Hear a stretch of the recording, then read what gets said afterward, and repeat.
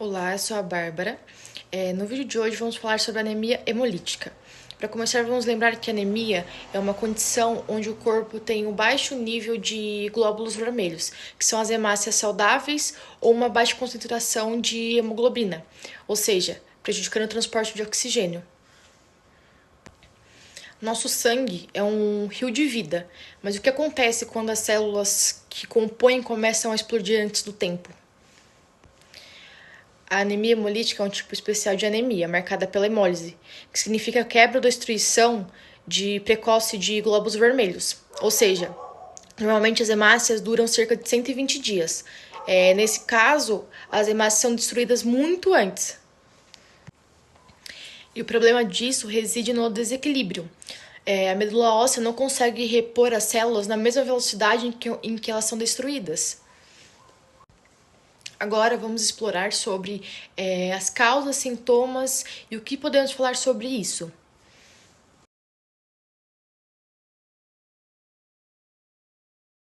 Normalmente dividimos as anemias hemolíticas em dois grandes grupos, que são as intrínsecas e as extrínsecas. Nas anemias intrínsecas, o defeito está dentro do próprio glóbulo vermelho.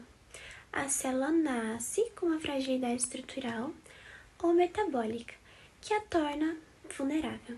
São geralmente condições hereditárias. Um exemplo é a anemia falciforme, que é um defeito na hemoglobina. Já nas anemias extrínsecas, o glóbulo vermelho nasce saudável, mas é atacado e destruído por fatores externos a ele. O exemplo mais comum é a anemia hemolítica autoimune, onde o sistema imunológico produz anticorpos que atacam as próprias hemácias. Outras causas incluem infecções, medicamentos ou toxinas. Já o local de destruição pode ser intravascular, que é dentro dos vasos sanguíneos, ou extravascular, que é fora dos vasos sanguíneos, que é principalmente no baço e no fígado.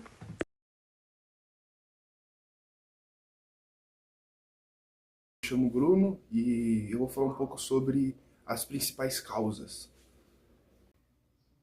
O maior grupo de causas intrínsecas são as que afetam a hemoglobina, a proteína que transporta o oxigênio. A anemia falciforme é uma das mais conhecidas. Uma mutação genética faz com que a hemoglobina forme polímeros sob baixo oxigênio, deformando a hemácia em forma de foice. Essas células em foice são rígidas, bloqueiam vasos e são rapidamente destruídas pelo baço. Talassêmia, causada por uma produção reduzida ou ausente de uma das cadeias da globina. Isso leva à formação de hemácias pequenas e pálidas, que são muito frágeis e quebram facilmente. Defeitos enzimáticos. A deficiência de enzimas, como a G6PD, também é comum. Sem a G6PD, o glóbulo vermelho perde sua proteção contra estresse oxidativo. E a exposição a certos medicamentos ou alimentos podem desencadear uma crise hemolítica aguda.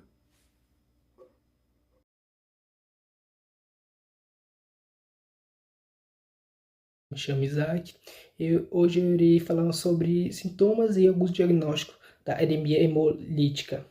Ela apresenta sintomas que variam conforme a velocidade e a intensidade da destruição das hemácias.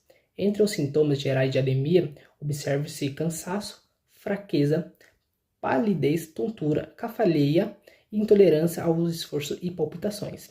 Quando a hemólise é mais intensa, surgem sintomas específicos, como ictéria, bilirrubina, aumento de baço e sensação de plenitude abdominal. Em quadros mais graves, a dor abdominal, febre, calafrios e até crises hemolíticas agudas. Alguns pacientes também podem desenvolver úlceras de perna, principalmente em anemia hemolítica crônicas, ou apresentar cálculos biliares, resultando do excesso de pigmentos biliares.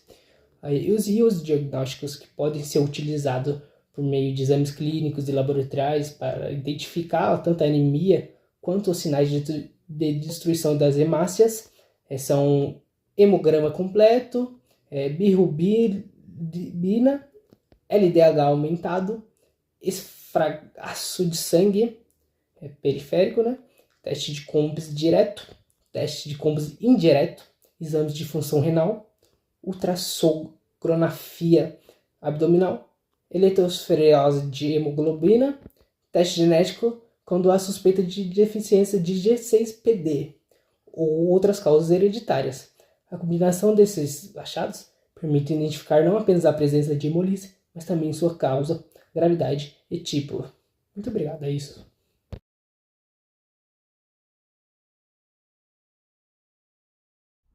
Olá, eu sou o João e eu vou falar em relação aos tratamentos que podemos fazer em relação à anemia hemolítica.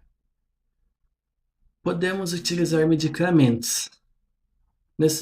Alguns desses medicamentos podem ser corticoides, que agem suprimindo a resposta do sistema imunológico para que reduza a destruição dos glóbulos vermelhos.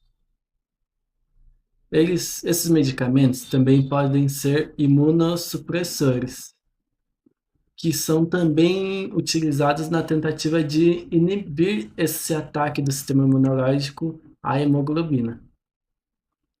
Caso não haja uma resposta muito boa do nosso paciente ao tratamento de medicamentos, pode ser considerado o feito de um procedimento, que seria a esplenectomia, que é a retirada do baço. O motivo disso deve ser a aceleração da destruição dos glóbulos vermelhos dentro do baço, de maneira acelerada. Então, neste caso, há uma tentativa da melhora com a esplenectomia. E também pode ser feita a transfusão de sangue. Ela é considerada uma medida de suporte para aliviar os sintomas de uma anemia grave, na qual causa risco à vida do paciente. A transfusão pode garantir uma melhora na recepção de oxigênio pelos tecidos, mesmo que ainda haja uma taxa de hemoglobina baixa. É isso.